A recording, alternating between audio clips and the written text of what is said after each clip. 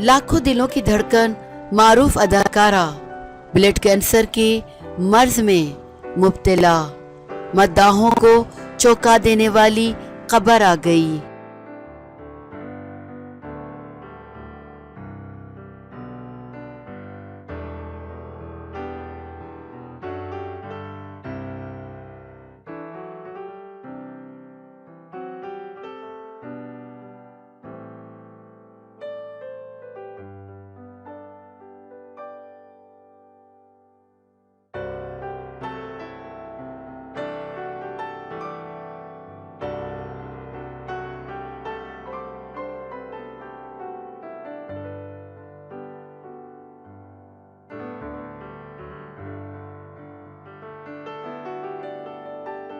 बॉलीवुड अदाकार अनुपम खेर की अहलिया अदाकारा और भारतीय लोकसभा की रुकन किरण खेर ब्लड कैंसर के मर्ज में मुब्तला हो गई हैं। अनुपम खेर और इनके बेटे सिकंदर खेर ने आज 1 अप्रैल की सुबह समाजी राब्ते की वेबसाइट ट्विटर पर शेयर की गई पोस्ट में अनुपम खेर ने कहा कि अफवाहों से सूरत हाल बेहतर नहीं होती, लिहाजा मैं और सिकंदर सबको आगाह करना चाहते हैं कि किरण में ब्लड कैंसर की तशखीस हुई है।